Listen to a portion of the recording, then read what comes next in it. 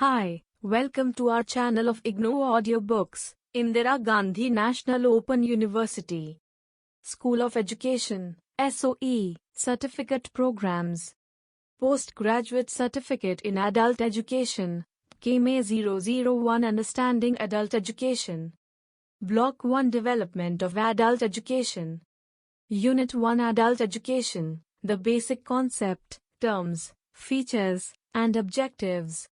1.0 Introduction. Right now you are beginning your academic journey through your program. You are in Unit 1 of Block 1 of course MAE-001 of the program. When you had decided to choose this program, Pagdai, you must have had your own concept or meaning of adult and adult education. Your concept of adult could be right or wrong or partially correct, and you will so appreciate it after you understood these concepts clearly in this unit. To begin with, we all know that, as human beings, we go through 4 important education stages in life: childhood, teenage, adulthood and old age. We further know for certain that the teenage stage is between 13 and 19, while adulthood, in general, is the longest, most productive and significant stage falling in between teenage and old age. Thus, adults constitute a large chunk of most of the societies and perform diverse and dynamic roles in various spheres of their life. Historically, it is they who have contributed to the growth, transformation and transmission of civilization over the ages.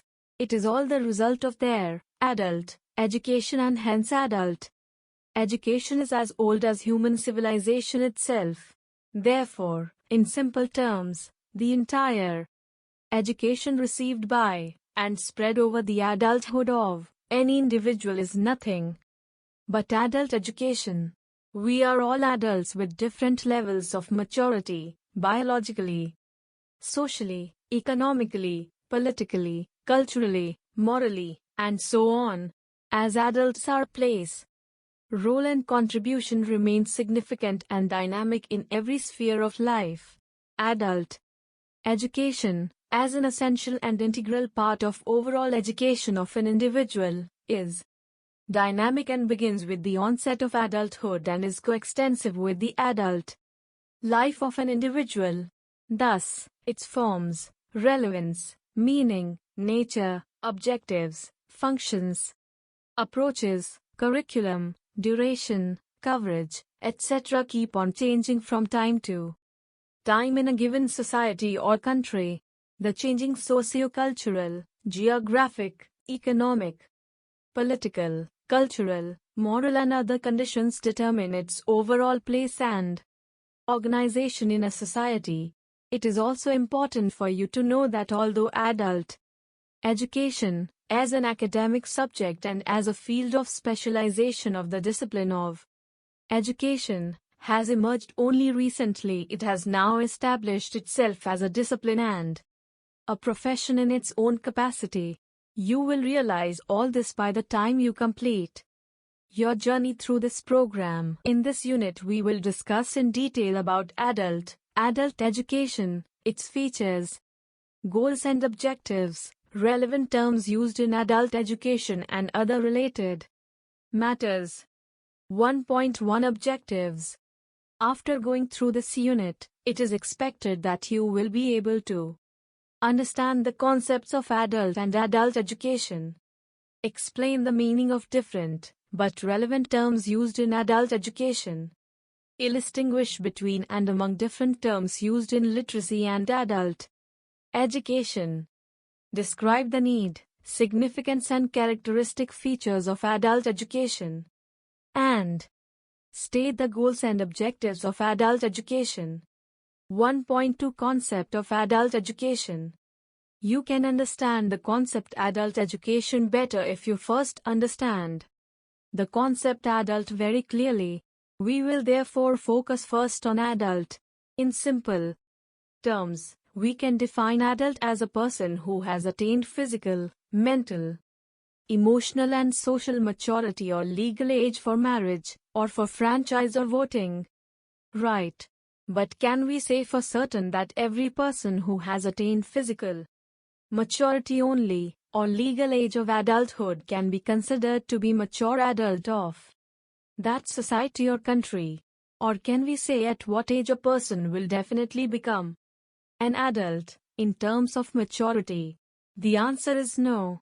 But at the same time, as mentioned above, we can be sure of one thing, that we are all adults with different levels of maturity and belong to the most significant and productive age group. Physically, socially, mentally, economically, politically, morally, culturally, and so on. Nevertheless, we need to remember that maturity is an endless process. And in general it increases with one's age, experience and knowledge. In the context of adult education, the concept adult remained inadequately defined because of the multiplicity of criteria used in defining it. The Oxford Advanced Learner's Dictionary, 1995, defines adult as 1. A. Grown to full size or strength. B. Intellectually and emotionally mature. 2.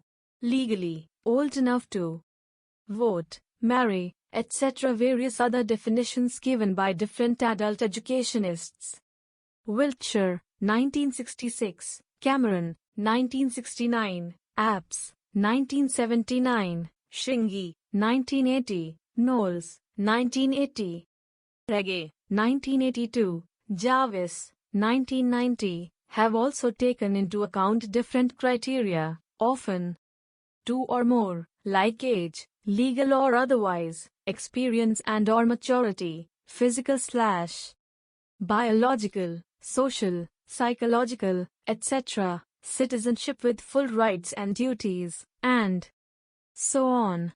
Also, the legal age of adulthood for franchise, marriage, etc. of males and females varies from country to country. For instance, the legal age of adulthood in the United Kingdom is 18 years. In India, the legal age for franchise, voting right, is 18 years, while the legal age for marriage of males is 21 years and for females it is 18 years. All these definitions reveal that it is very difficult to define the concept adult, theoretically, or draw practical boundaries, and thereby render it to remain ideal rather than practicable. Notwithstanding the fact that no one definition defines adult adequately or exhaustively, some have classified adulthood into stages and defined each stage separately. Erickson, 1963, Sheehy, 1976. This is mainly because of the fact that the transition from childhood to adulthood is gradual, not sudden, and the rate of transition varies throughout life from individual to individual and from environment to environment. Therefore, drawing clear demarcating lines between childhood, when it ends, and adulthood, when it starts and ends, by any one criterion or all criteria together, is a very difficult task.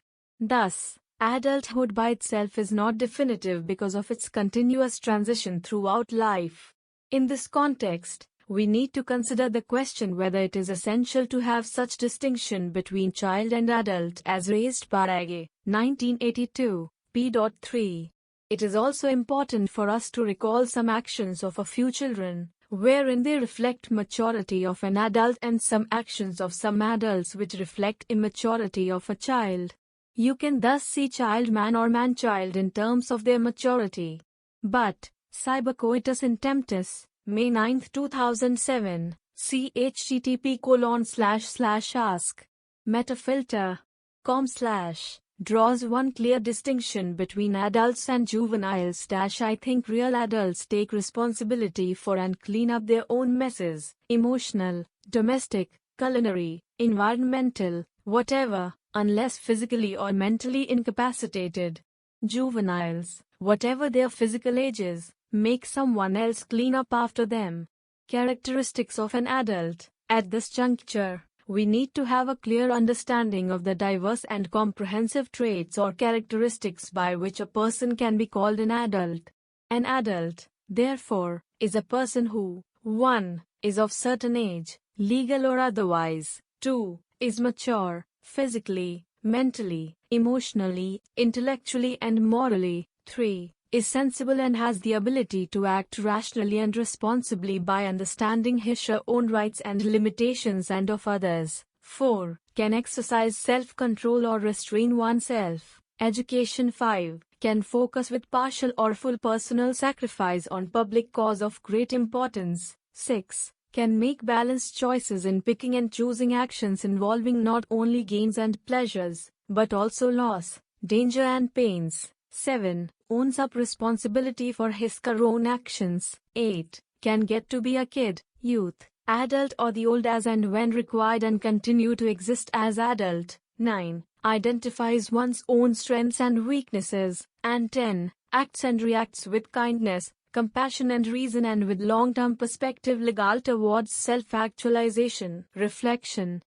With your understanding of the concept of adult and based on your observations of the members of your community, can you identify the persons who are adults by A. Physical maturity, B. Mental maturity, C. Legal age for marriage, and D. Legal age for franchise? Compare the characteristics of each of the above identified persons with the characteristics of an adult mentioned above and arrive at the conclusion as to who is really adult is. How to become an adult. Here comes the role of education, adult education. Remember that becoming an adult is not a one-time affair, and it is a lifelong process as it comes mostly from age, observation and experience over the lifetime of an individual. This in a nutshell is the crux of adult education. You will now agree that adult education has always been there in every society and country, maybe in different forms. Thus, adult education is not of recent origin, but has gained currency in recent times because of its growing need, significance, organized presence, acceptability and popularity. Every man and woman feels familiar with their own concept of adult education, but when asked to define it, a majority of them feel real difficulty. Don't you also feel so? Perhaps, yes. So, what then is adult education? Misconception about adult education. In the developing countries where illiteracy is a major problem, the meaning of the term adult education is widely misconceived only as adult literacy, i.e., something to do with imparting of only literacy to adults. Thus, it is not surprising that, in practice too, adult education is more often referred to as adult literacy in developing countries. Literacy generally refers to reading, writing and arithmetic skills of a person with understanding in the language as he normally speaks or uses. In fact, adult education is literacy plus many other things.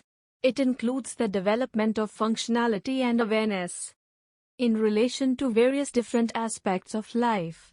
Another misconception is whether adult education comes under formal education system, school, college, university, etc., or under non-formal education system, that is outside the formal education system, or under both.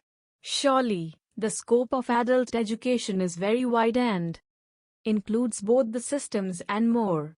Its activities range from leisure time spent in reading to attending classes as remedial learning, from learning literacy to achieving or acquiring a formal certificate, a diploma or a university degree, from learning on the job to freelance learning, etc. So, different people in different countries have called adult education by different names such as liberal education, basic education, remedial education, vocational education, avocational education, literacy education, continuing education, lifelong education, and so on. But, the term adult education has, in fact, become a generic or more common term to mean and include a wide range of things for adults.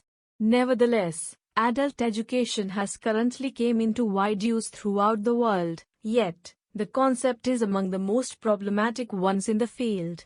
Therefore, Sharan and Phyllis, 1989, p. 15, are right when they say it is rare to come upon a single sentence that will do justice to the full range of this phenomenon of adult education, or that will satisfy the many different kinds of practitioners who call themselves adult educators. This is so because all these practitioners feel that this need not be considered a problem at all. Although different countries use different terms, adult education has been recognized as an acceptable term for many. As mentioned above, the term adult education has been used to refer to different things in different countries. For instance, it is used to refer to liberal education for adults in the United Kingdom, whereas in the United States it has the wider connotation of education of adults, whether it be vocational or otherwise. In India, the populace has widely misconceived it as literacy education for adults, old people, because of the magnitude of illiteracy. The government's literacy drives are also concentrated more on eradication of illiteracy. Government of India has also called it by different names at different times: community education, adult literacy, adult education, workers' education, etc. As early as 1952, UNESCO had stated in its International Directory of Adult Education that, in essence, adult education is so closely related to the social, political, economic, geographic and cultural conditions of each country that no uniform or precise definition can be arrived at. As Agrawal, 1989, p.1, rightly points out, adult education cannot be explained or understood in a vacuum. It has to be seen in the cultural context and in the nature of the activity. Added to this, the concept is expressed through different terms: adult education, education of adults, and education for adults. One may wonder whether they mean one and the same or are they different. 1.2.1 Adult education. Adult education has been variously defined by different people and institutions. It is more useful for us to have a look at a few definitions quoted and analyzed by Lakshmi Reddy, 2000, pp.428, from different viewpoints. According to him, some have defined it as education that starts at a particular stage or level of education. According to Lindemann, 1961, adult education, more accurately defined, begins where vocational education leaves off. Adult education offers some, who were not privileged, a last chance to learn. Some feel a need for training in basic skills of learning, so they enroll for learning, reading, writing and arithmetic. If we examine this definition, we will find the following essential elements that characterize it. 1. It is post-vocational education.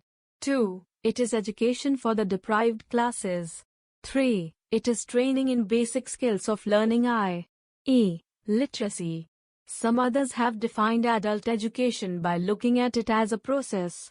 The Education Exeter Conference 1969 defines it as the process whereby persons who no longer, or did not, attend school on a regular and full-time basis, unless full-time programs are especially designed for adults, undertake sequential and organized activities within a conscious intention of bringing about changes in information, knowledge, understanding or skills, appreciation and attitudes, or for the purpose of identifying and solving personal or community problems. Liveright and Haygood, 1969, p.8. In this definition, we can observe that there are two elements that characterize it, viz. 1. Part-time or full-time process. 2. Sequential and organized activities. On the contrary, there are other definitions which do not link adult education with any level and treat it as an activity or a program or a process that encompasses so many things. According to Paulo Freire, 1970, adult education is a cultural action for freedom. It means, it is a liberating force for adults. Friedman, 1972, quoted in Jarvis, 1990, considers adult education as a process which is part of cultural development, primarily the establishment of a means of communication between the cultural systems of transmitters, inventors, research workers, creative minds, and the cultural system of the receivers, i.e., groups for whom adult education is intended. We will find that there are two important elements in this definition. 1. A process which is part of cultural development. 2. Communication between transmitters and receivers. According to MAE-001, 1972, the normal culmination of the education process is adult education. There is one characteristic element in this definition, i.e., terminal education for adults. But, in view of the Education Committee of the OECD, 197.1, adult education refers to any learning activity or program deliberately designed for adults.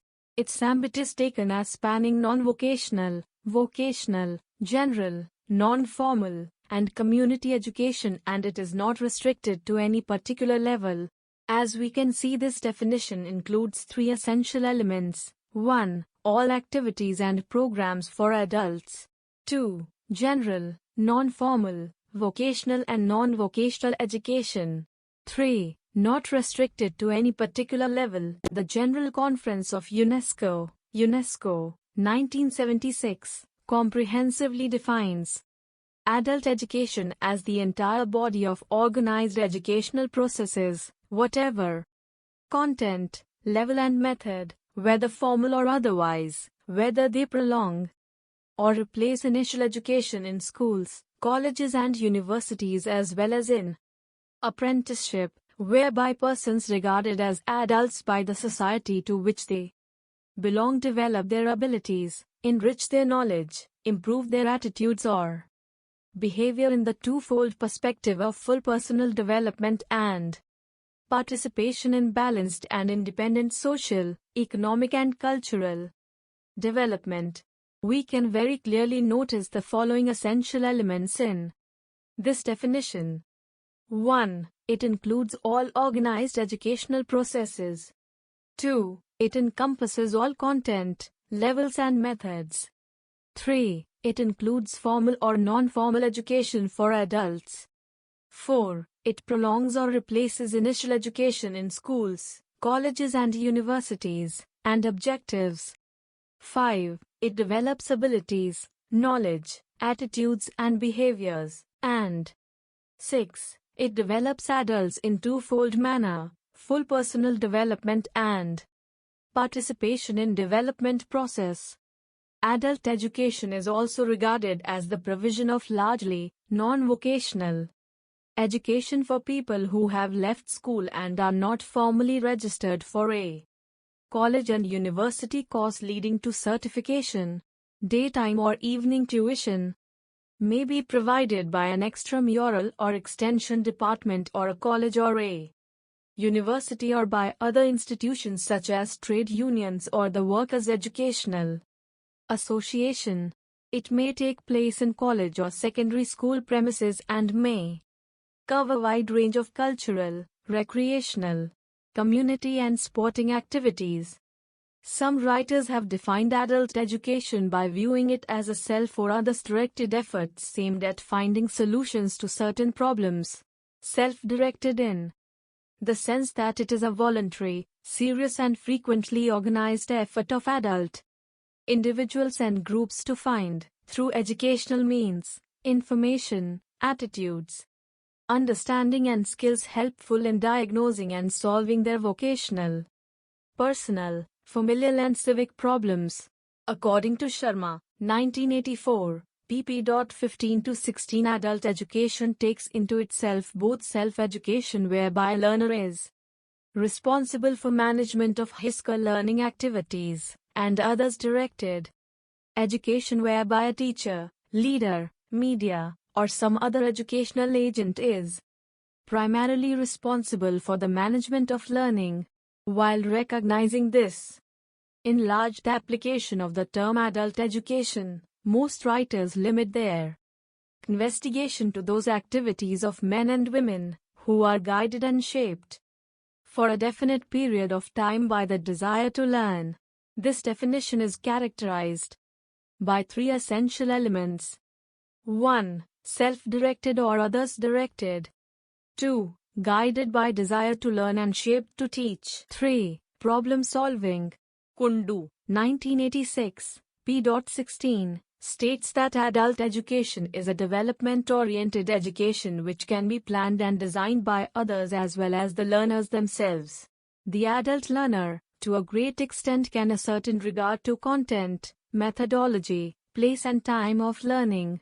The three characteristic elements that we can notice in this definition are: 1. Organized by adults themselves or by others. 2. Learner-centered.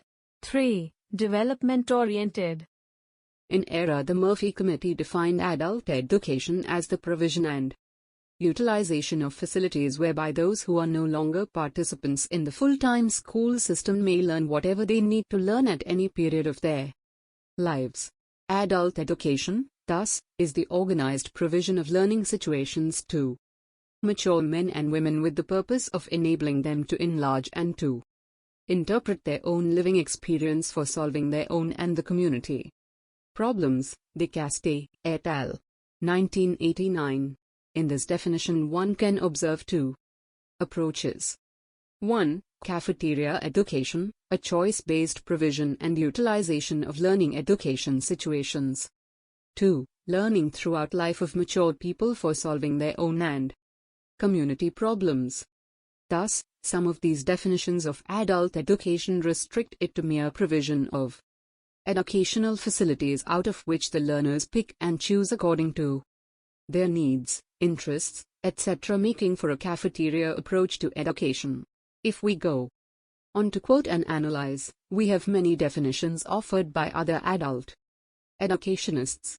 Hence, for the present we accept the widely accepted definition offered by UNESCO, which was the result of some collective international thinking of the adult educationists. What then is education of adults? 1.2.2 Education of adults. Like many academics, you too might have got a doubt as to whether there is any difference between adult education and education of adults. It is, of course, interesting too to know whether there does exist any difference in the usage of these two terms. Can these be used interchangeably, or are they different? Perhaps it is not even out of context to look at different views expressed in this regard. According to Jarvis, 1990a, pp. 29-32, the term education of adults tends to be used to refer to all education of adults. In other words, its meaning relates to the conceptual understanding of both education and adult. The term adult education carries specific connotations in the United Kingdom, which imply that it is liberal education, and carries a stereotype of being middle class, leisure time pursuit.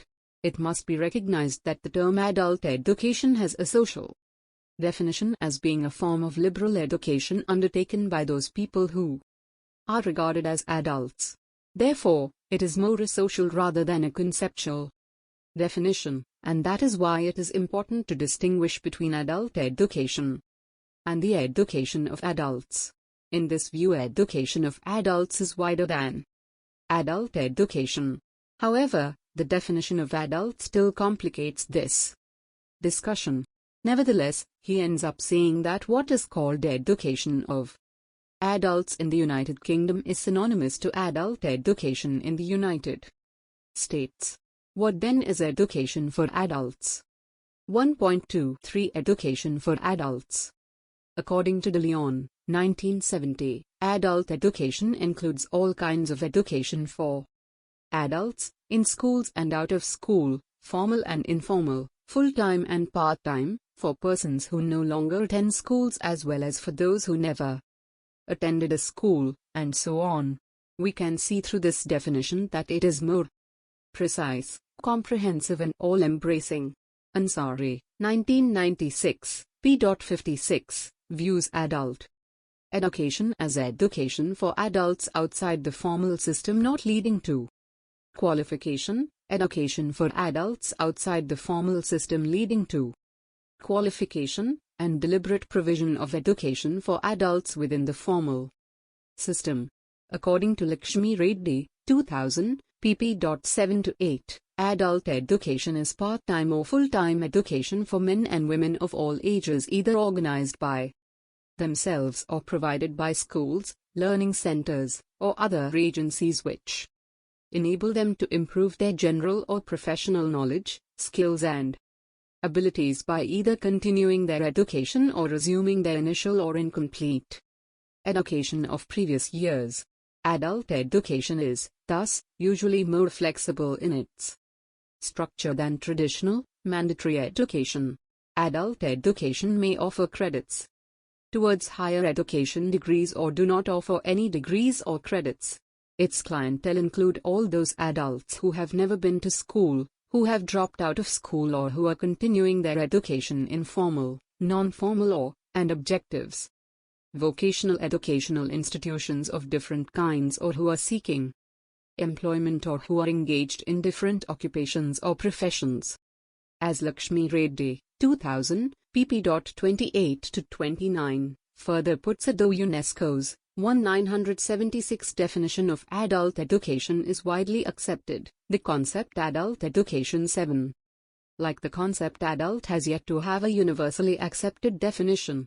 The different definitions of adult education, Lindemann, 196-1, Liveright and Haygood, 1969, De Leon, 1970, Nairiya, 197-1, OECD, 197-1, UNESCO, 1970a, include adults who are illiterates and literates, irrespective of their occupation, socio-economic background, etc., and 2. Undertaking educational activities in non-vocational, vocational, general, formal, non-formal and informal education system on full-time or part-time basis, organized by adults for themselves or by others for adults.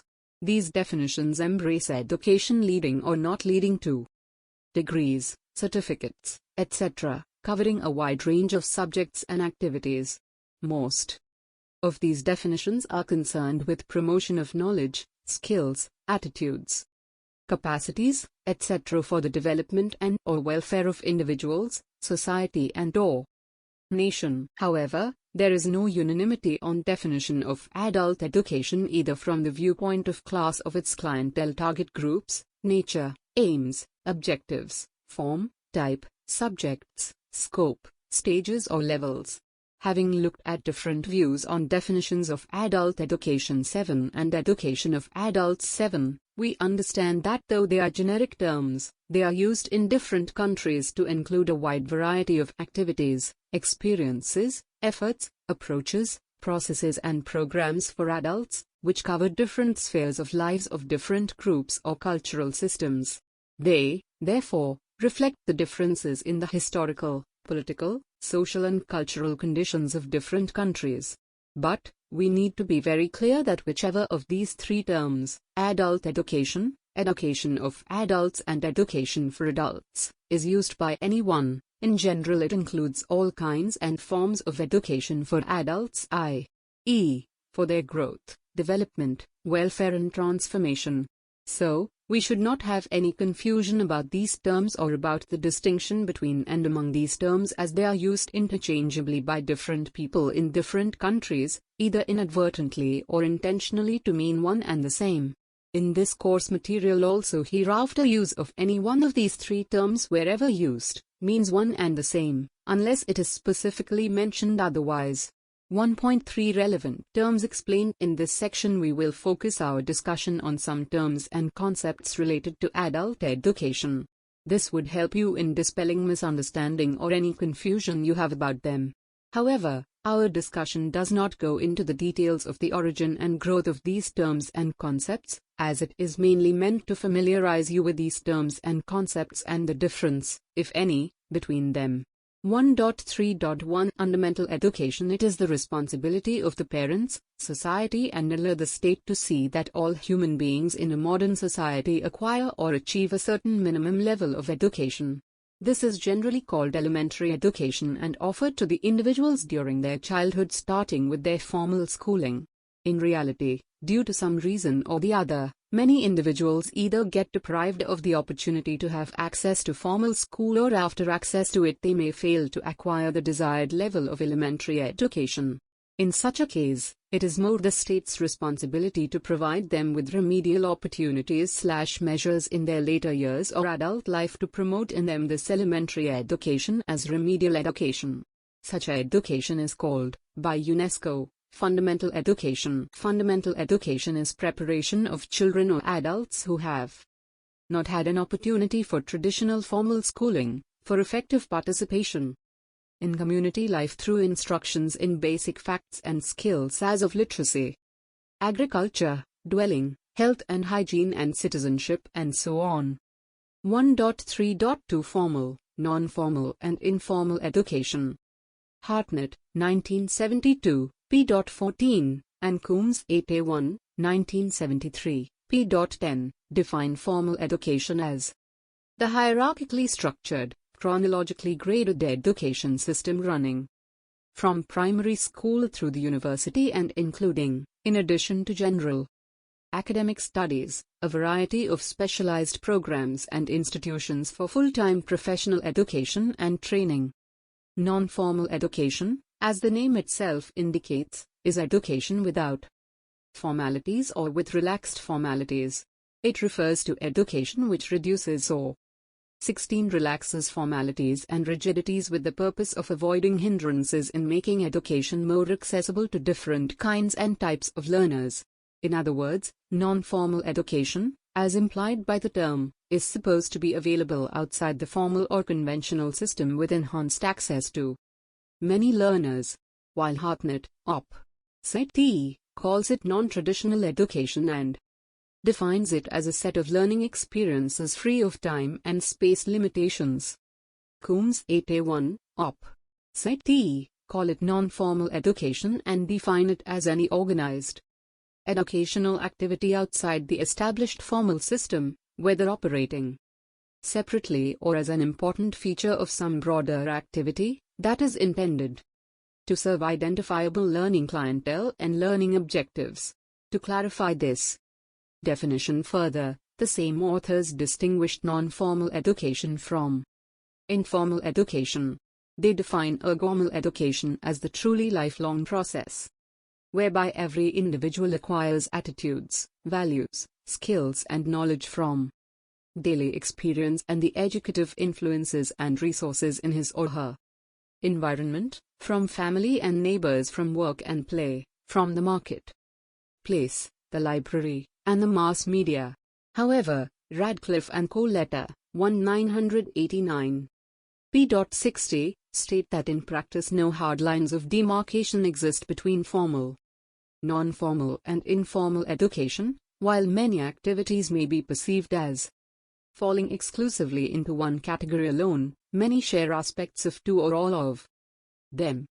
Non-formal education, like formal education, can also be organized at any level, ranging from primary education in schools to higher education in universities or institutions of higher learning.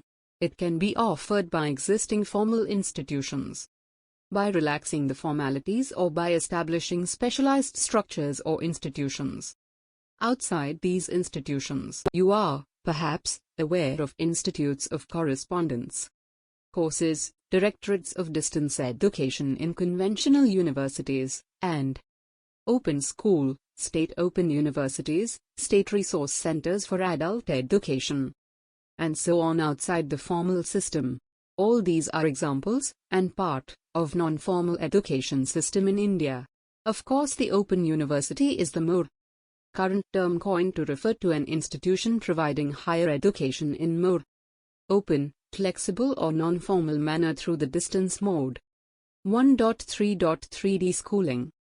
Population growth on one hand and lack of commensurate expansion of school system with its rigidities on the other, amongst many other things, have deprived many people of their access to education. It is in this context some educational thinkers have focused their thinking on taking education out of the physical environs of the school. Ivan Illich, 1971, Deschooling Society, was the main exponent of such school of thought called Deschooling 7. Deschooling is the philosophy that underlines non-formal or open education. In simple terms, it means bringing education out of the confines of school. In other words, it espouses free education shorn of all rigidities of formal systems such as one-point entry or single-point admission, regular attendance, definite and common syllabus, rigid timings, periods of teaching and learning, examinations and so on. It prescribes relevant, flexible, systematic and diversified education for the learners with diverse needs and interests. You may have a doubt here.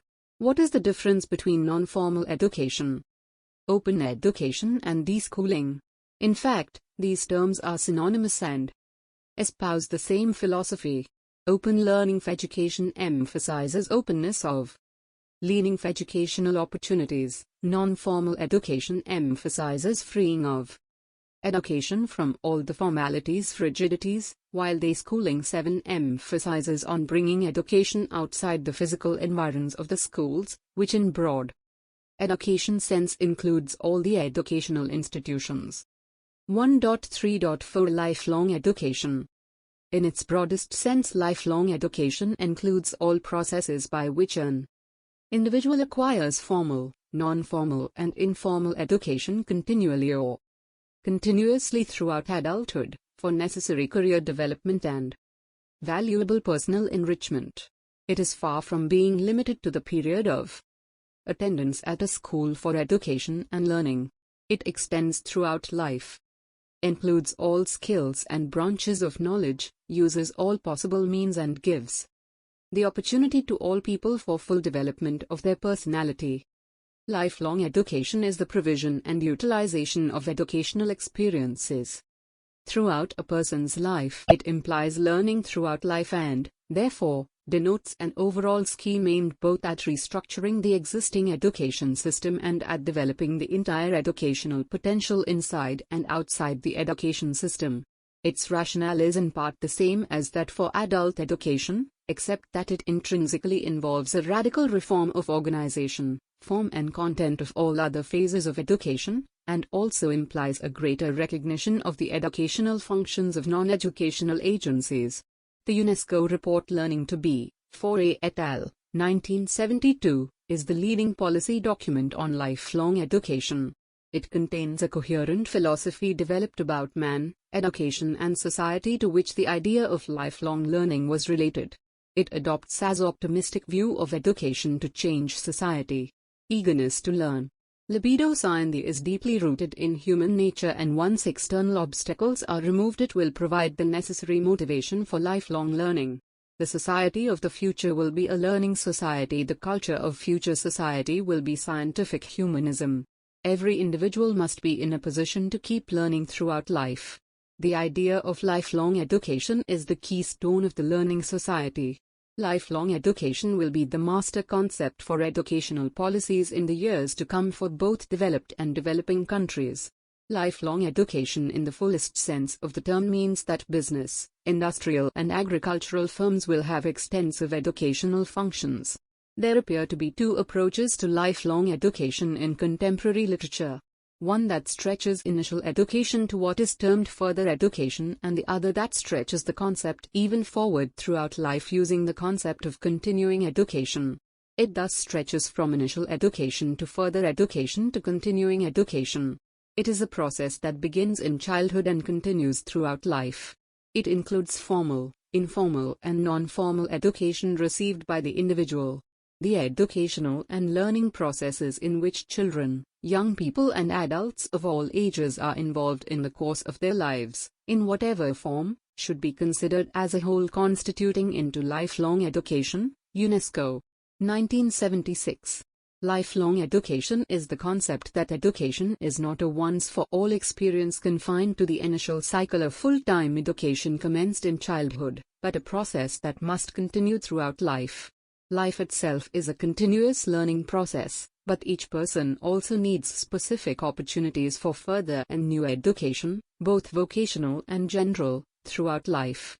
In order that an individual may adapt to change in his own circumstances, marriage, parenthood, professional situation, old age, etc., may achieve his fullest potential for individual development and may keep abreast of technical and social change. Lifelong education comprehends both individuals' intentional and incidental learning experiences.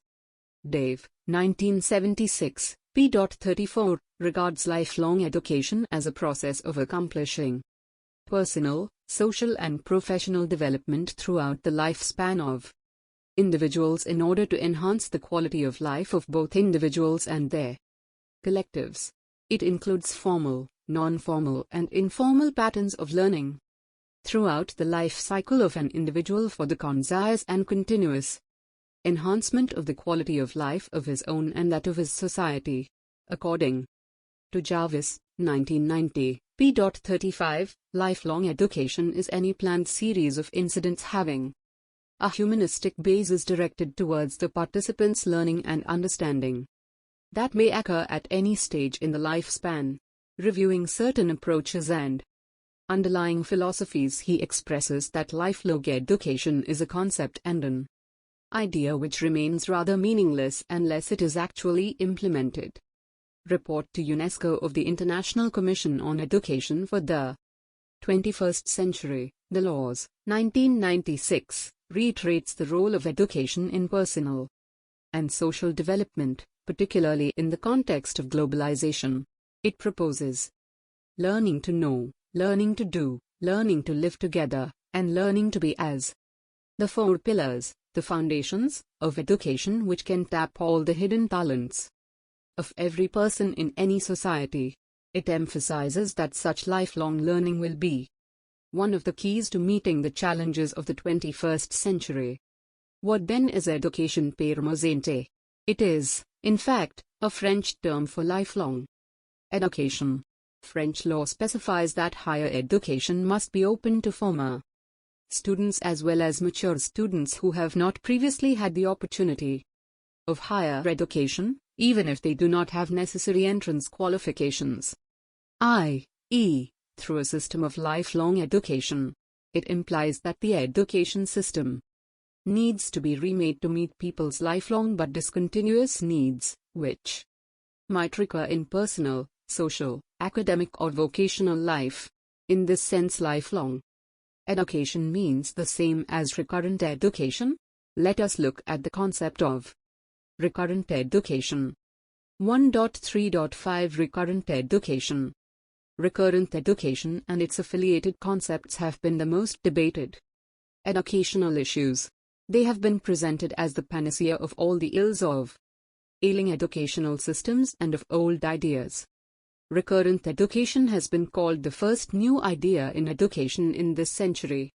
Houghton, 1974. Recurrent education, organized in Europe, is understood primarily as the development of a national policy that would provide citizens with opportunities to alternative periods of work with periods of formal training throughout their lives.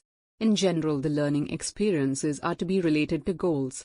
But according to Callan, 1979, p. 45, the only new thing about recurrent education is its recurrence.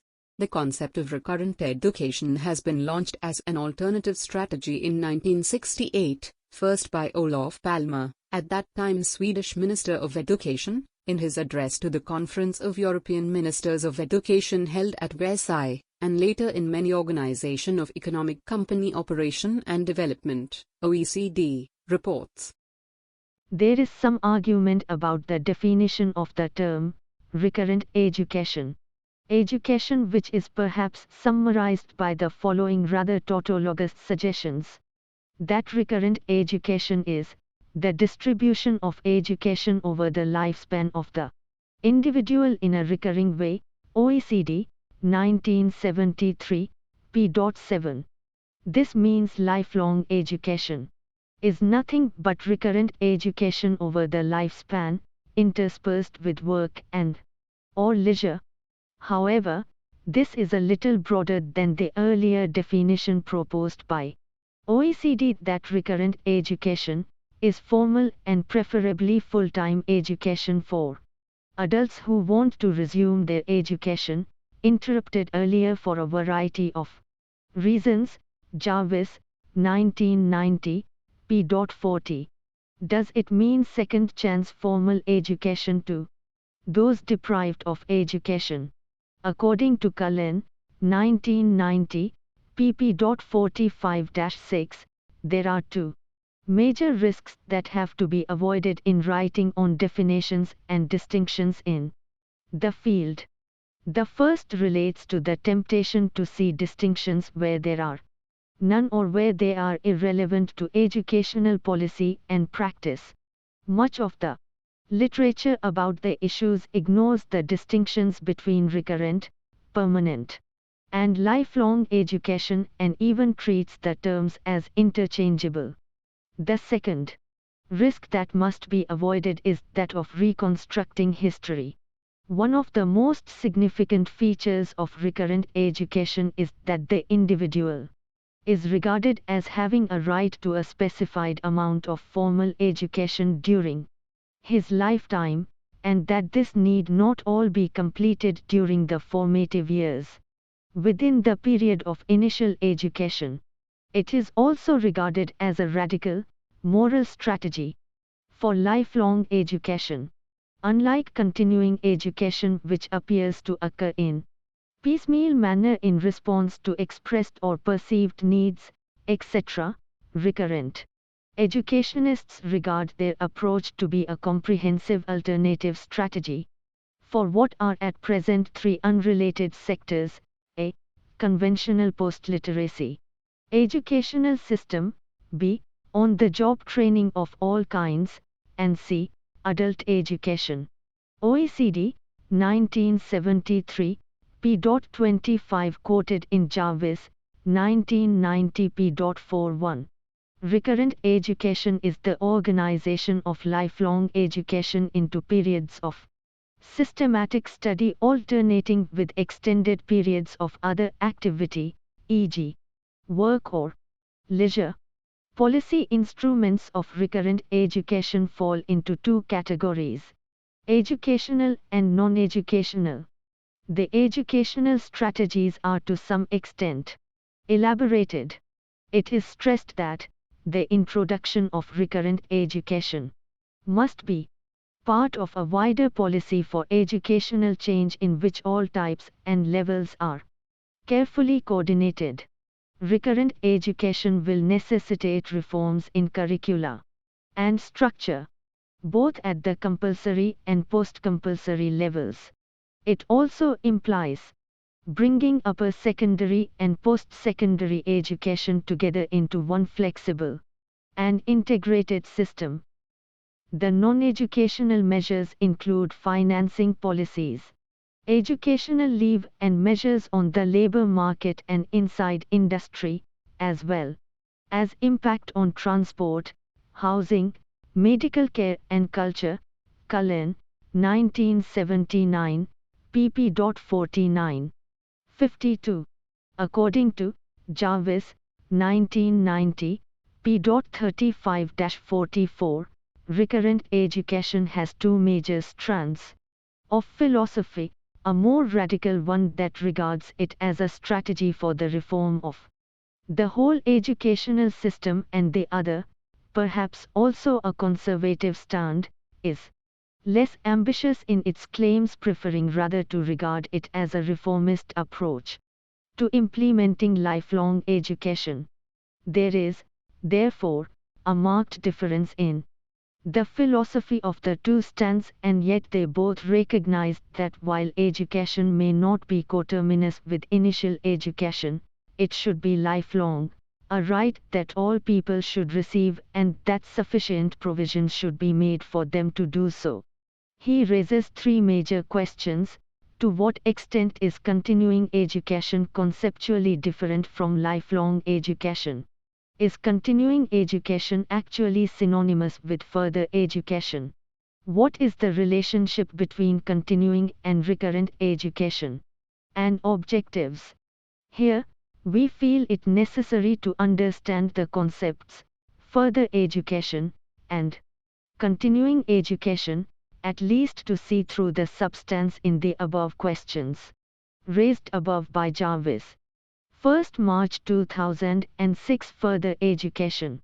Indian Education Commission, 1964-66, observes that education does not end with schooling but it is a long process. The adult today is in need of an understanding of the rapidly changing world and the growing complexion of society.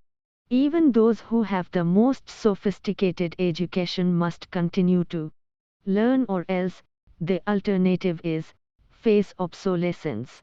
In the United Kingdom, further education is a general term used to describe full-time or part-time education for those who have completed their secondary education, higher education, i.e., academic or professional education for students over 18 with university entrance or equivalent qualifications, and adult education. Traditionally, this refers to the 16 to 19 years old, young adult, but now it is much broader. Liberal adult education is often a sector of further education, and many colleges of further education have departments of adult education. Additionally, a great deal of continuing education with vocational education is provided by these colleges. But, in the Federal Republic of Germany, further education covers adult education, continuing education, and vocational retraining, and is defined as all forms of continuation or resumption of studies after completion of the first educational phase of varying duration and, as a rule, after taking full-time employment. It is for adults of all age groups and educational qualifications, and may be vocational or general. Jarvis, 1990A. Further education is, thus, offered primarily for adults of all ages at post-secondary levels. It includes extensive programs designed to keep such professionals as attorneys, physicians, and engineers up to date in their fields.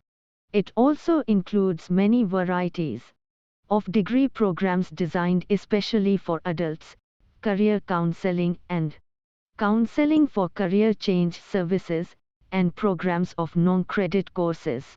Thus, further education is treated as education for the professionals and for those seeking counseling for careers.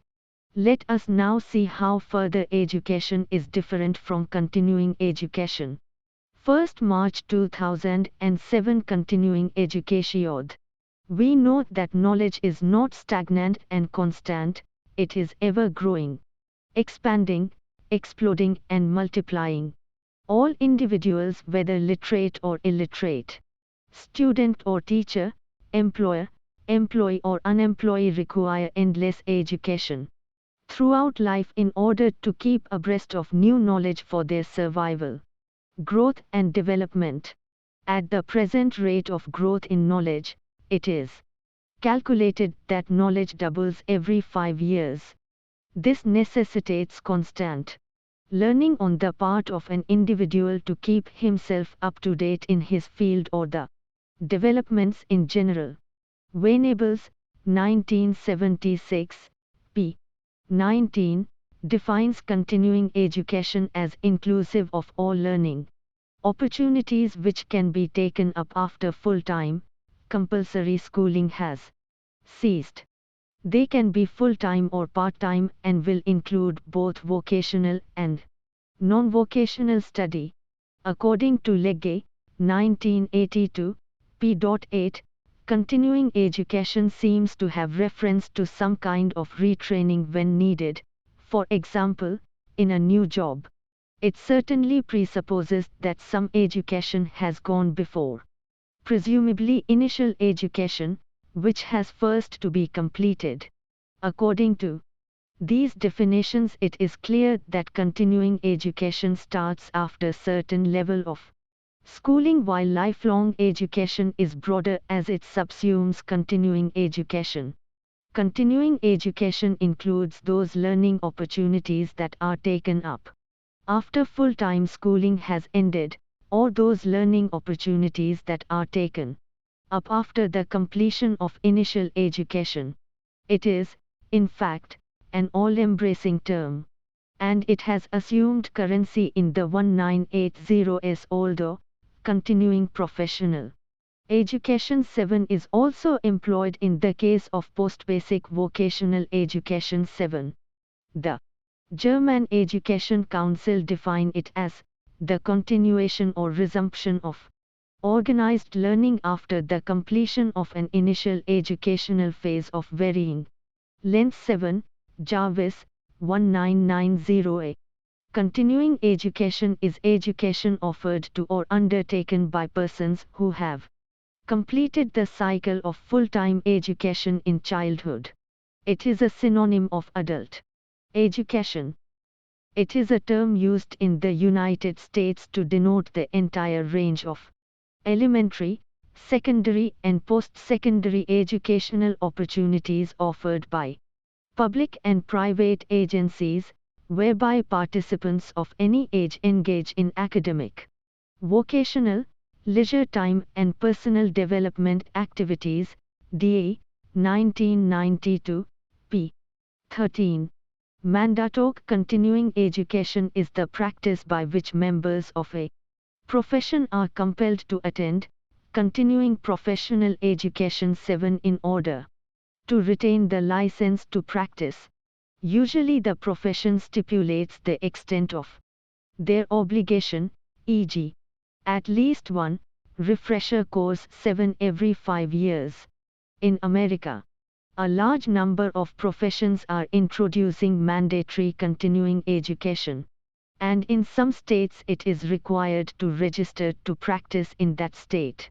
Open continuing education is the term used in the Federal Republic of Germany to mean the continuation or resumption of organized learning after the completion of any kind of primary or secondary education.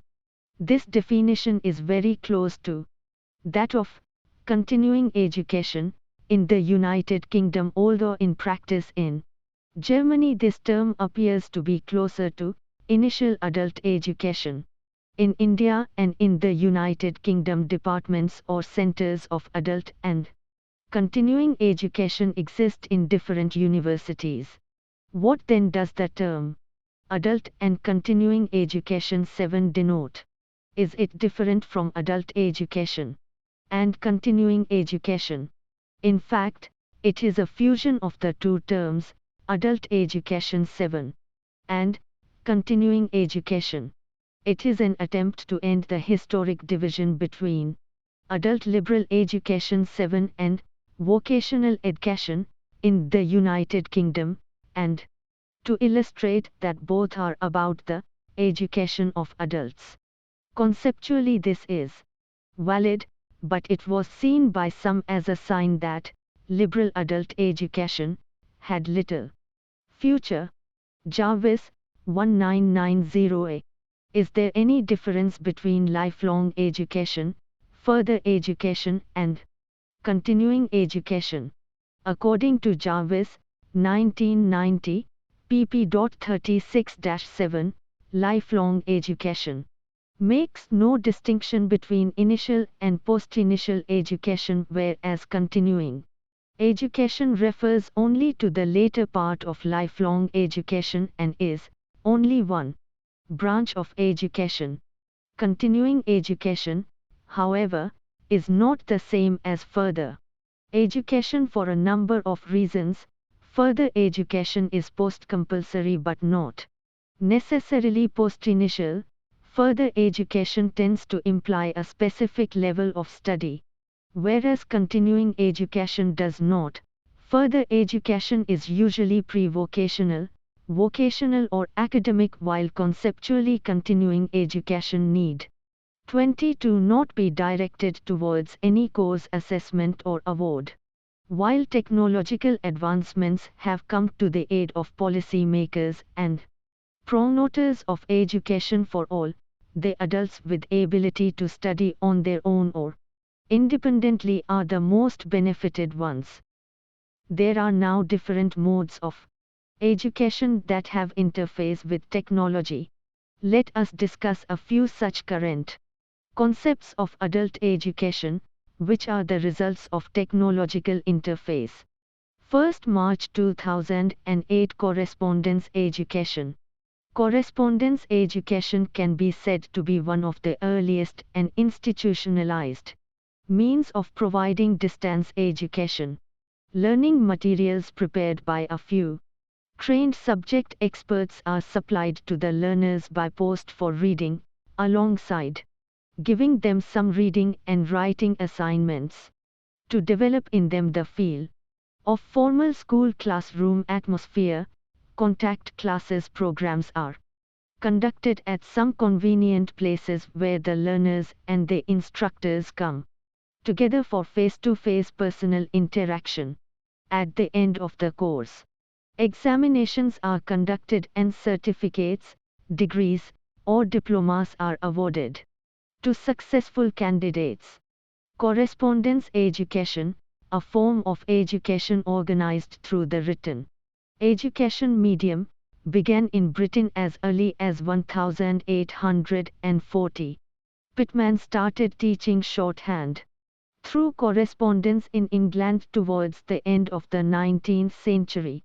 In America there were attempts to introduce it in 1873, but it really began with Chautauqua in 1879, Jarvis, 1990a. Correspondence education consists of batches of study materials sent by post to the student, who then completes the required reading and exercises, and returns the latter to the college for assessment by an appointed personal tutor. The exercises are marked and the student receives comments, advice and general guidance. Legge, 1982, p.86. From the above definition, the following essential elements can be observed. 1. Supply of study materials along with writing exercises assignments by post to students. 2. Returning of written exercises assignments by the students. 3. Assessment of and feedback on exercises assignments by the tutor. We can thus find in this definition that there is an organized educational instruction and interaction made possible through printed and or written material sent by post. Correspondence education is education conducted through postal services with or without face-to-face contact between teacher and learners. Teaching is done by written or tape-recorded material sent to the learner, whose progress is monitored through written or taped exercises sent to the teacher, who corrects them and returns them to the learner with criticism and advice. It is also called correspondence study, Tatmus, 1989. This definition is slightly more advanced, in the sense that it brings in electronic media within the purview of correspondence education. From the above definitions, it is very clear that correspondence education is a means of education for those who are literates and with certain level of basic skills of self-reading and writing, as well as with some kind of mastery over the written language, and also with some educational qualifications already possessed by them. Usually these learners are relatively more mature and are in a position to learn on their own through self-study or self-understanding of the printed materials and or the electronic materials supplied to them. It is, thus, education mainly for adults or others who are literate with ability for self-study. To be brief and precise, it is an education offered for literates with certain educational qualifications through correspondence mode of teaching and learning. There may or may not be provision for face-to-face contact between the teacher and the learner.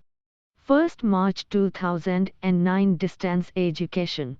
In simple terms, the system of education in which education is imparted from a place to a distant learner is called distance education.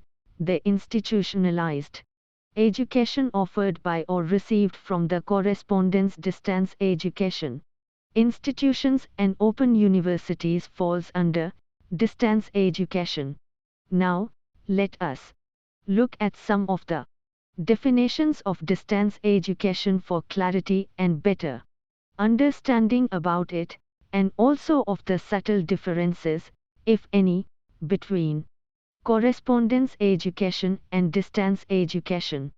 Different definitions of distance education have been offered by different distance educationists. Distance education has been variously described as correspondence education, open learning, etc. According to Dohman, 1967, p.9. Quoted in Keegan, 1986, p.39, distance education is a systematically organized form of self-study in which student counseling, presentation of learning materials, and securing and supervision of students' success is carried out by a team of teachers, each of whom has specific responsibilities. Morey, 1972, quoted in Wright, 1990, p.156, defines distance teaching as the /tilili of instructional methods in which the teaching behaviors are executed.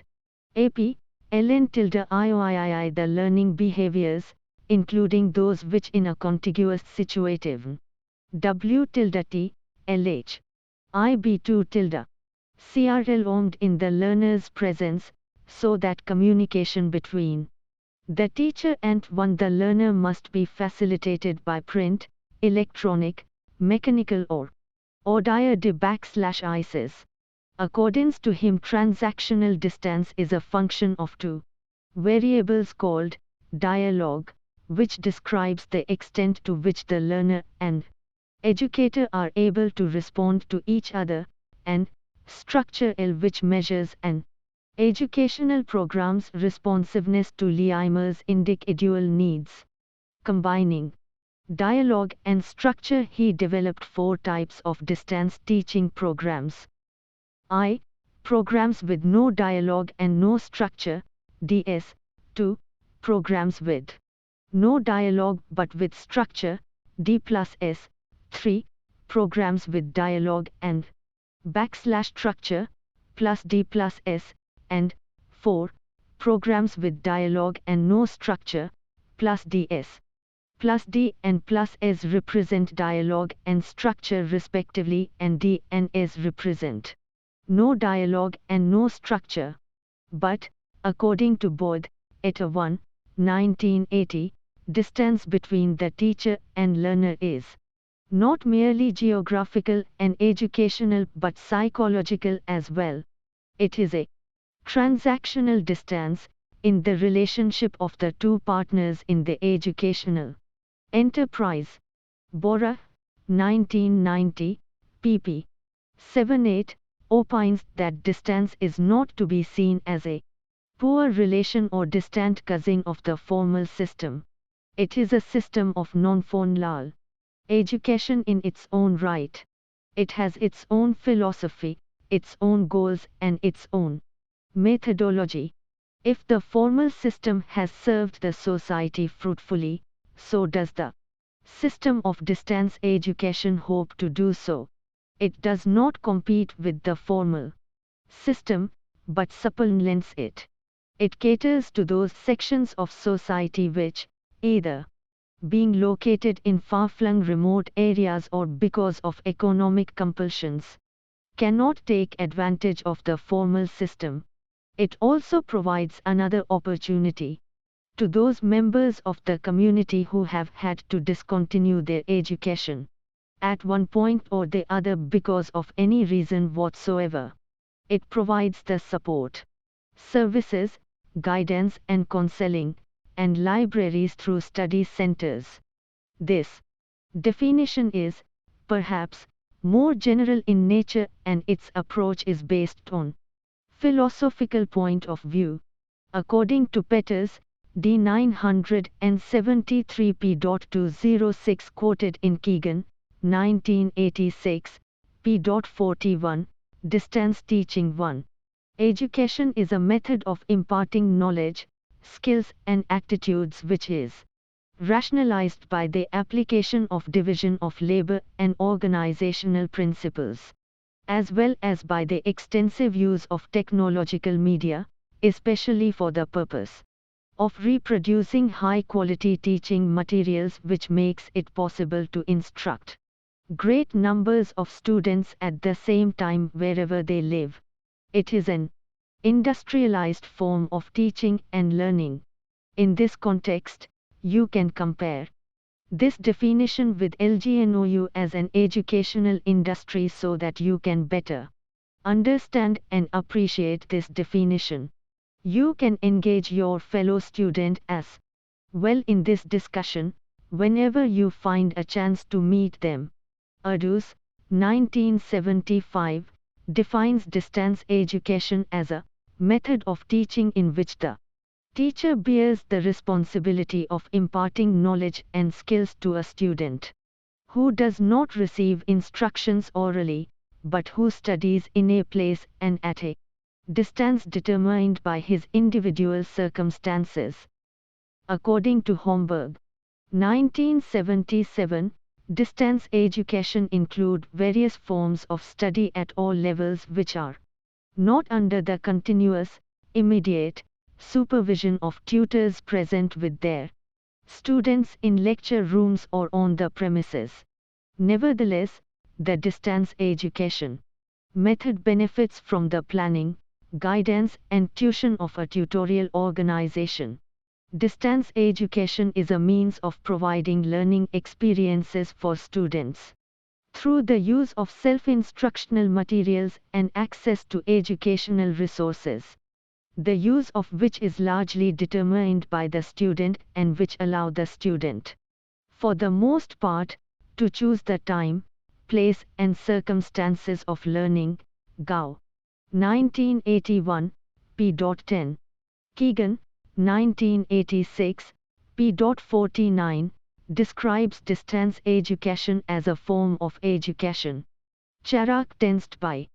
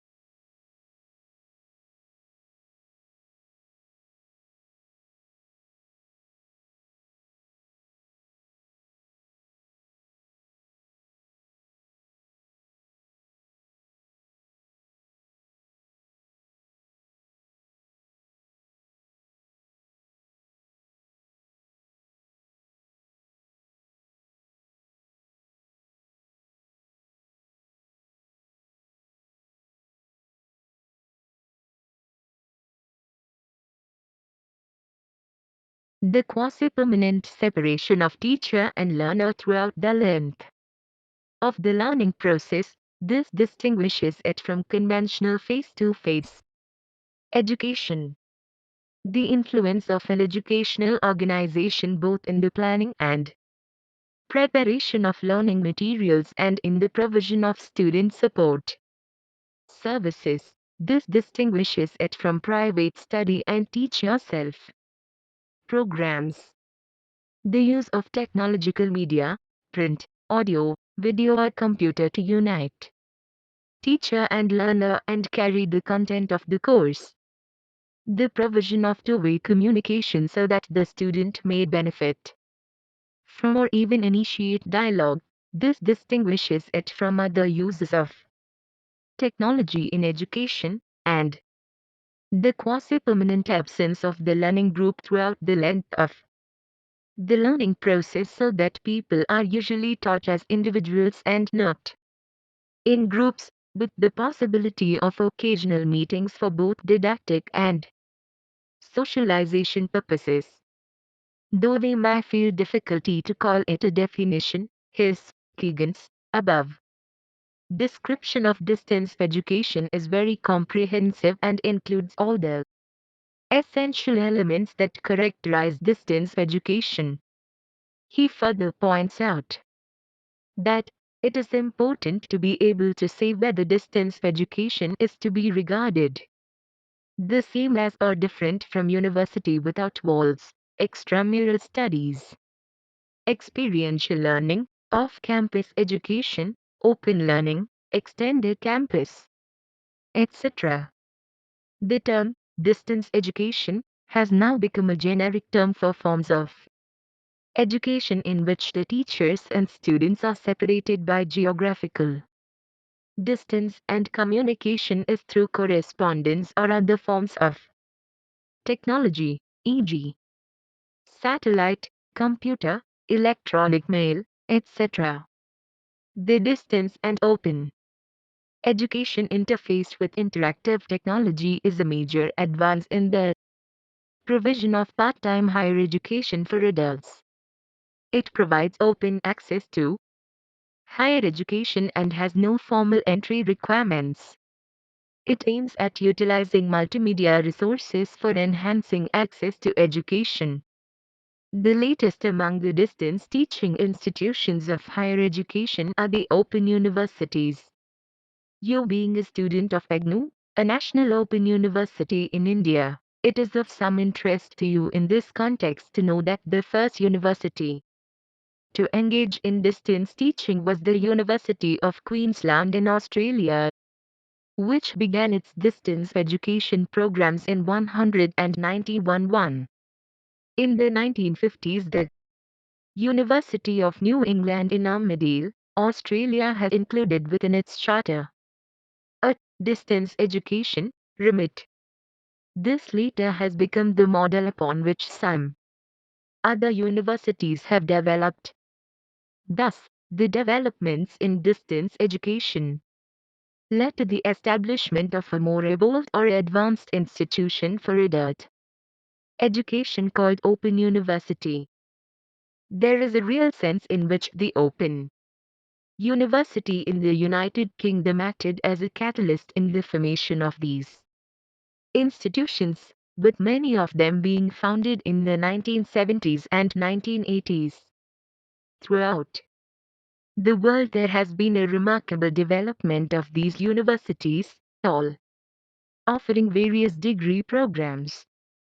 Nevertheless, what we can notice is that these open universities are in turn establishing separate distance education units and offering specialized programs through distance education.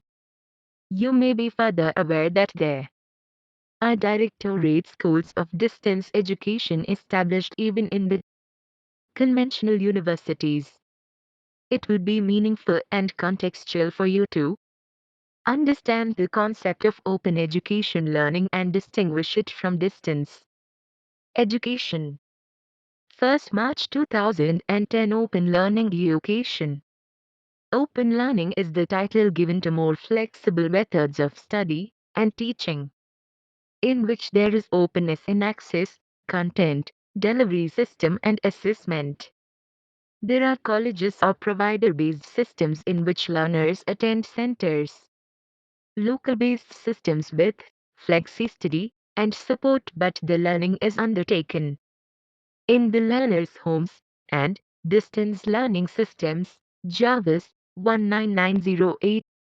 From this we understand that open learning education underlines a philosophy which provides for open education or open teaching and learning, which can be offered either through distance learning system or the contiguous system by introducing an element of openness or flexibility in it. The learning teaching can be either at the provider, individual or institution of learning opportunities, or at home or the place where the learner is. In the case of the provider-based system, it refers to the formal or conventional institutions, and in the latter case it refers to the distance methods and modes. According to Borah 1990, p. 7, open education is characterized by relaxed or no rigid entry qualifications, learning according to one's own pace and convenience, flexibility in the choice of courses, and use of modern and appropriate educational and communicative technology.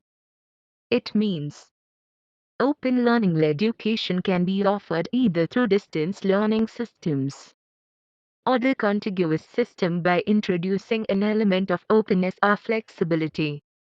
You may ask an important question here, whether open education is part of distance education or vice versa. Or, are there differences between the two? Scott et 1983, p.144, distinguishes open education from distance education. According to him, open education is particularly characterized by the removal of restrictions, exclusions and privileges, by the accreditation of students' previous experiences, by the flexibility of the management of the time variable, and by substantial change in the traditional relationship between professors and students.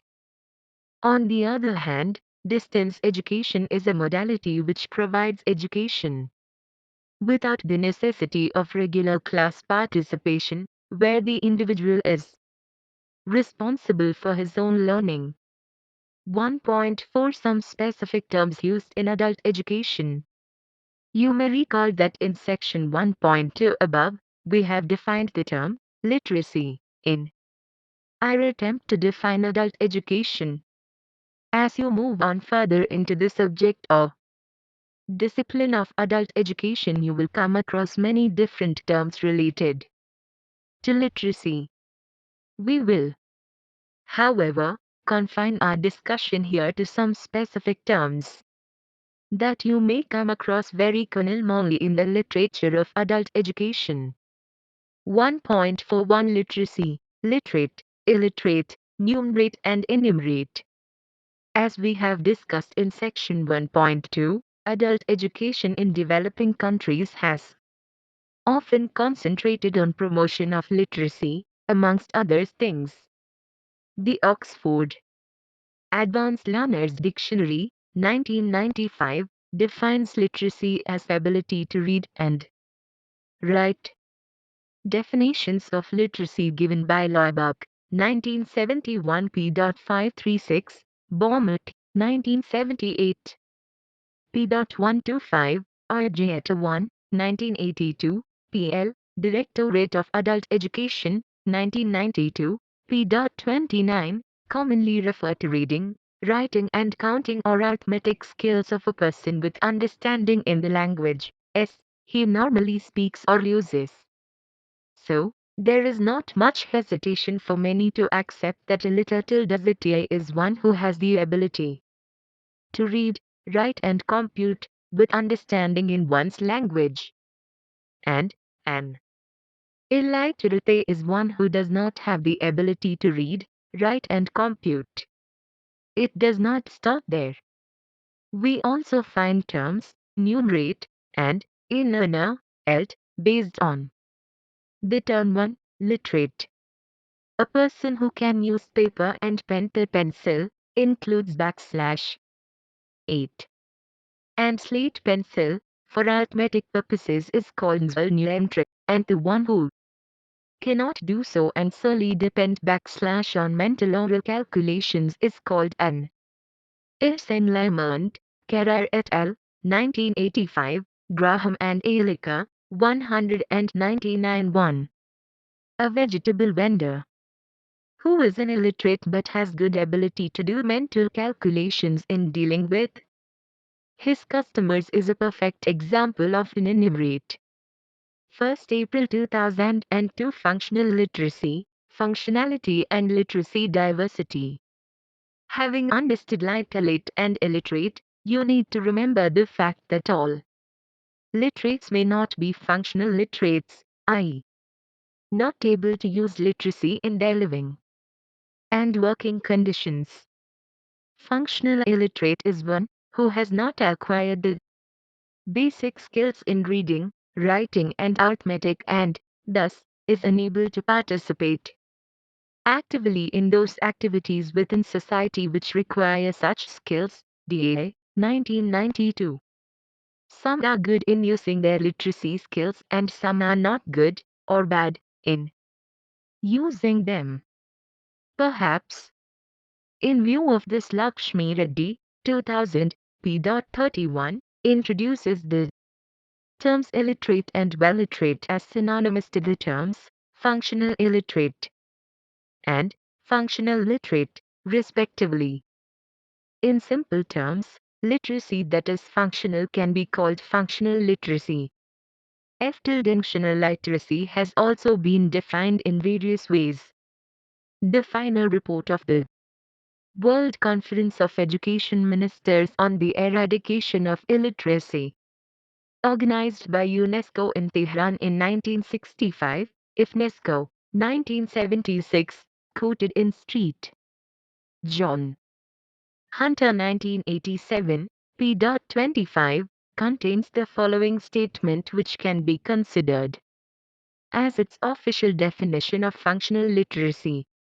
Other definitions considered functional literacy in terms of a. The goals to be accomplished by literacy in life, Heath, 1989, p. 17. B. The ability to use literacy and engage in such activities which require literacy. Skills, Jarvis, 1990. C. Self-reliance in literacy and numeracy coupled with awareness of and participation in the wide range of development and welfare activities. National Literacy I/Listen. Goal 1988 p. 14. D. The completion of certain years of schooling, Cairns, 1977, Cipolla, 1969. E. Occupational and life skills for economic, social and cultural development and liberation, Frere, I-970, and so on. It must, however, be noted that it is not easy to compare functionality of literacy across different cultures because of the differences across cultures in the process, methodology of acquisition and its measurement and comparison.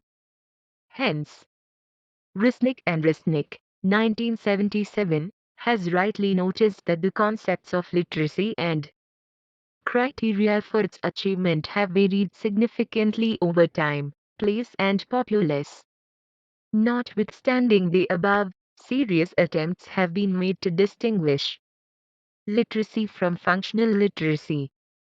Kundu, 1986, p.40, and Opnium, 1992, p.34, argued that functional literacy follows literacy, implying thereby that functional literacy is later stage of literacy.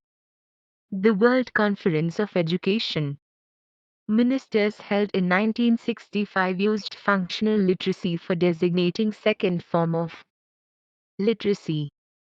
To avoid confusion even between basic literacy and traditional literacy, OPNIM 1989 uses the term initial literacy in place of basic literacy. The Education Commission 1964-66 in its report Education and National Development expresses the view that if literacy is to be worthwhile it must be functional, indicating thereby that literacy should promote functionality. The UNESCO Report 1976 on the Experimental World Literacy Program questions whether functional literacy can be applied in a society with diverse vocational interests. In its publication, Functional Literacy, Why and How, UNESCO 1976 pp.9-10 attempts to provide an understanding of the distinction between traditional and functional literacy. According to it, traditional literacy is a separatist activity which is diffuse, non-intensive, standardized and rigid, while functional literacy is not an end in itself, integrative and intensive, which aims directly for knowledge of practical technical utility and promotion of development. We can see here that this may, theoretically, seem sound, but in practice the distinction is always an illusion. OPNIM 1992, pp.32-42, discusses at length the theoretical soundness, practical difficulties and unconvincing victories of functional literacy, and advocates the promotion of traditional literacy, expressing the belief that it is capable of achieving the same goals as is functional literacy. Thus, all the exercises to define and differentiate literacy and functional literacy seem to be futile, more particularly from the practical point of view, as there appears hardly to be any clear distinction between the two. Hence, till today, the two terms are used distinctly by some and interchangeably by others, leaving no scope for any sort of discussion. Furthermore, making out absolute differences between illiteracy and functional illiteracy may indeed be a difficult task. Moreover, if functional literacy is considered as a later stage of literacy, it seems to differ very little from another term, post-literacy.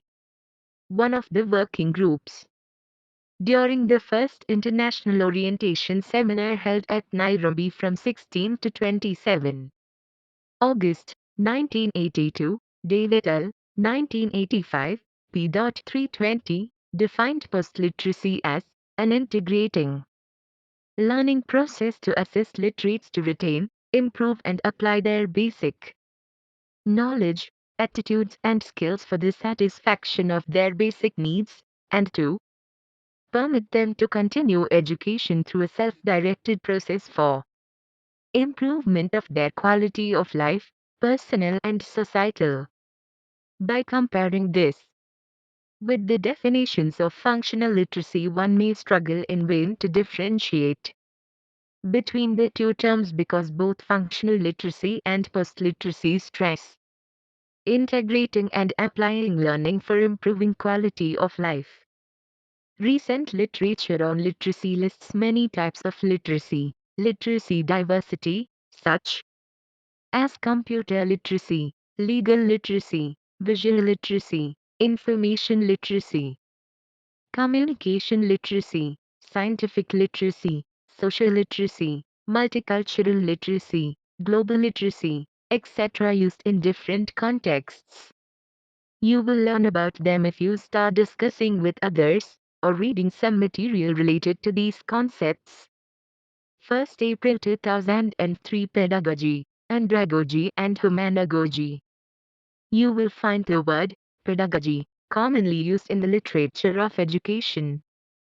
Pedagogy, derived from the Greek word paid meaning child, and agogé meaning leader of, literally means the art and science of teaching children. But, in many people's mind and even in the dictionary, pedagogy is defined as the art and science of teaching. This, the children part of the definition got lost. Even in books on adult education, references are found on the pedagogy of adult education. Without any apparent discomfort over the contradiction in terms, Knowles, 1985. p.53. Some adult educationists prefer to use the term andragogy instead of adult education. Andragogy, from Greek word ana meaning man, was first used in Europe. Eventually, the term andragogy was introduced by Knowles, called the father of andragogy, for the first time in adult educational literature in the United States. Presently, andragogy is in both parallel to pedagogy and synonymous with adult education. Knowles, 1990, p.55, defines andragogy as the art and science of helping adults to learn. Titmus et al., 1979, put it as the art and science of helping adults to learn, and the study of adult education. Theory, processes and technology to that end. There is now considerable amount of literature available and growing on andragogy and adult education. There has been, however, enough debate on the use of the term andragogy as parallel to pedagogy, implying that pedagogy includes andragogy. While Cross, 1981, pp.220-228, with his criticism on andragogy, questions the use of andragogy, saying that it is not a theory at all. Jarvis, 1990, defines educational gerontology and penal andragogy almost in a similar way as the scientific study and practice of education among and about the elderly or the older adults. Cup distinguished andragogy from social pedagogy, basic education for the disadvantaged or handicapped adults, referring to andragogy as the normal and natural process of continuing education for adults. Jayagopal, 1985, p.17. You will find many more terms like social andragogy, family andragogy, military andragogy, industrial andragogy, etc. To put an end to this debate, Knudsen, 1979, pp.281-284, proposes humanagogy as a solution to the pedagogy andragogy issue.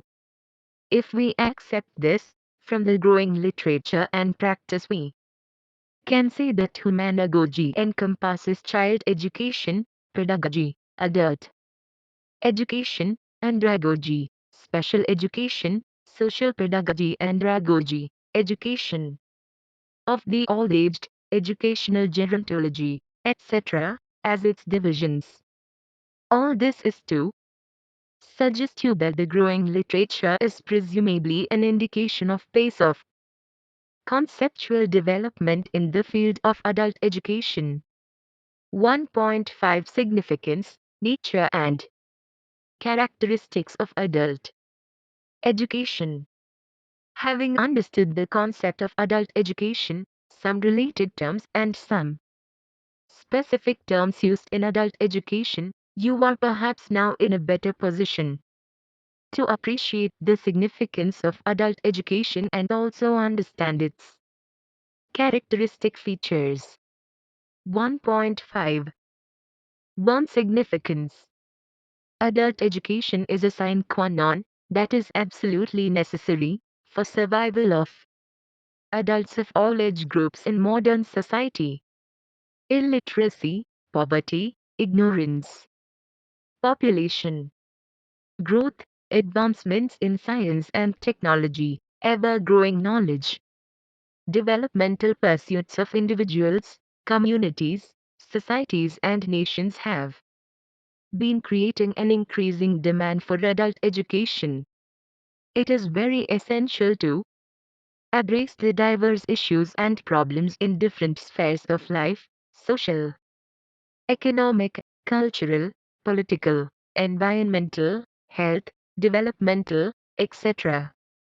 Learn or perish has become the order of the day, and adult and lifelong learning is the only solution to survival, growth, development, and welfare of individuals, families, societies, and nations at large. 1st May 2002. Nature and characteristics. Adult education is very dynamic in its nature. Its role, purposes, and functions will change with changing situations and conditions of adults. Accordingly, its nature and character also undergo changes. Broadly, the nature and characteristic features of adult education are as follows. 1. Adult education is purposive. Adult education has a definite purpose, specific to the given context. Without purpose, it does not have any existence.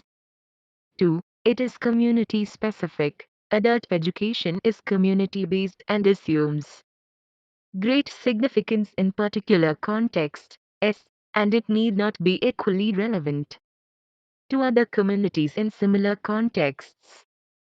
3. It is culture specific. The nature, objectives, and types of adult education required for adults would vary from culture to culture. 4. It is need-based and problem-solving. Adult education takes into account the dominant needs and prevalent problems of the communities and aims at addressing them in effective ways. 5. It is participatory. It involves adults at different levels and stages of planning, implementation, and evaluation of adult education activities meant for their progress, development, and welfare. 6. It is flexible and relevant. In many respects, adult education incorporates the element of flexibility so that the adults would feel at home and comfortable to acquire education that has relevance to their living, working, and development. 7. It is action oriented. Adult education is not simply education for the sake of education. Education for action is the motto. If adults have to act for transforming their own situations or conditions. 8. It is dynamic, change-oriented and transformative. Adult education is very dynamic and change-oriented, primarily aimed at bringing in social, economic, political and cultural transformation of the adults, their society, and nation. 9. It is an awareness-building and conscientization process. It helps to enhance the level of adults' awareness and conscientization and prompts them to action for change. It helps in emancipating or liberating adults from their current problems and situation. 10. It is experiential. 1T.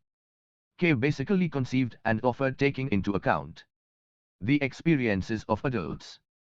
11. It is welfare and development oriented.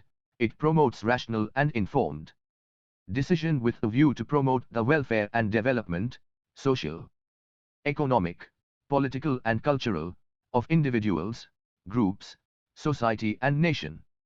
12. It is goal-directed. It is directed by the goals set by adults for themselves, or by others for them, or by the nation for them, and helps in achieving them. 13. It is learner-centered, systematic and flexible. It is a systematically organized process, using diverse methods and techniques of teaching and learning with an inbuilt element or component of flexibility for promotion of more learner-centered educational activities. 14. It is a network-building activity. It is very effective in building the network of adults, their groups, activities and associations in the particular context and situation in which the adults live, earn and learn. 15. It is quality of life or standard of living oriented. It aims at enabling the adults to use all their networks, personal, social, professional, political, etc., for raising their quality of life and standard of living. 16. It is an education for empowerment. Adult education is an effective tool for empowerment of adults. 1.6 Goals and objectives of adult education, While goals are long-term targets, objectives are more immediate ones. Major objectives of adult education include 1.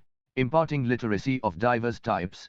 It includes basic literacy, scientific literacy, economic literacy, technological literacy, visual literacy, information literacy, multicultural literacy, global literacy, legal literacy, computer literacy, and so on. You have learned about language literacy or basic literacy. You will learn about other types of literacy at higher levels of your educational pursuits. 2. Generating awareness on various matters subjects. It includes awareness about one's self, community, society and the nation, about individual, relational, and collective roles and responsibilities, about social, economic, political, cultural, environmental, developmental, health, hygiene, etc., about peace, welfare, and harmonious growth and development of the individual, family, community, nation and the world, amongst other things, and 3. Promoting functionality. It includes application of individual, collective, community, corporate, national and international knowledge, skills, attitudes, practices, resources, etc. for addressing the felt needs, for solving the problems, for promoting larger public participation in various activities and for bringing out social, economic, cultural, political transformation, for raising the general level or standard of living of the individual, community, nation, and the world. The goals of adult education are to increase the quality of life of an individual and enable him/her to realize his/her full potential for self-realization, to raise the standard of living of the families, communities, societies and nations, to promote peace and communal harmony in the multicultural global village, and to enhance the pace of development and welfare of the individual nations and the international community as a whole. 1.7 Summary. In this unit we have discussed the concepts of adult education and literacy. Different terms related to adult education, some specific terms used in literacy and adult education. We have also discussed the significance, nature and characteristic features, goals and objectives of adult education. It is hoped you are very clear about what we have discussed here. Thank you. Subscribe to our channel for more updates, and we will see you with the next chapter.